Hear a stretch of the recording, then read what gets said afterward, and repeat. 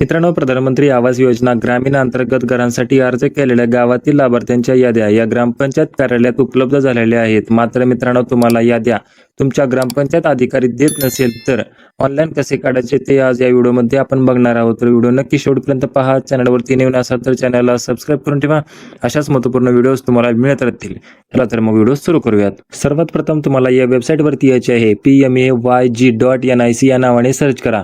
ही website येईल। Department of rural डेव्हलपमेंटची यावरती तुम्हाला क्लिक करायचे आहे। क्लिक केल्यानंतर पाहू शकता प्रधानमंत्री आवास योजनेची जी यादी आहे ही यादी या वेबसाईटवरती भेटणार आहे।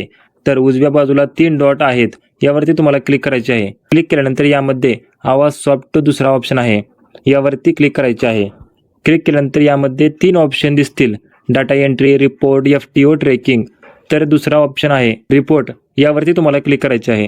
क्लिक केल्यानंतर पाहू शकता सर्वात खाली यायचे आहे स्क्रोल करत याच नावाचा फोल्डर आहे सोशल ऑडिट रिपोर्ट्स। यावरती आल्यानंतर 2 ऑप्शन आहेत, बेनिफिशरी डिटेल्स फॉर व्हेरिफिकेशन आणि दुसरा सोशल ऑडिट रिपोर्ट्स।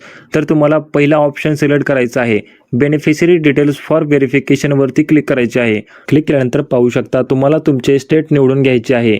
त्यानंतर खाली तुमचा जो तालुका आहे तो पण इथे सिलेक्ट करून घ्यायचा आहे।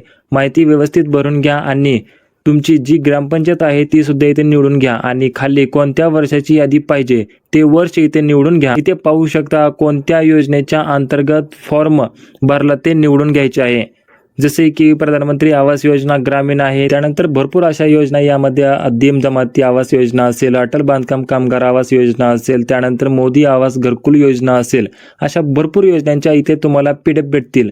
तर आता आपल्याला घरकुल या योजनेची यादी पाहिजे तर प्रधानमंत्री आवास या ऑप्शनवरती क्लिक करायचे आहे। क्लिक केल्यानंतर खाली सबमिट ऑप्शन आहे, यावरती क्लिक करून घ्या आणि क्लिक केल्यानंतर पाहू शकता तुम्हाला यादी डाउनलोड करण्यासाठी मिळेल। यामध्ये 2 ऑप्शन आहेत, डाउनलोड एक्सेल आणि डाउनलोड PDF। यामध्ये तुमच्या मोबाईलमध्ये डाउनलोड करण्यासाठी दुसरा ऑप्शन सिलेक्ट करून घ्या, डाउनलोड PDF। डाउनलोड PDF वरती क्लिक केल्यानंतर तुम्ही पाहू शकता अशा पद्धतीने तुम्ही तुमच्या गावची घरकुल यादी पाहू शकता, अगदी सोप्या पद्धतीने। तर या यादीमध्ये तुमचे नाव आहे की नाही हे कमेंटमध्ये नक्की सांगा।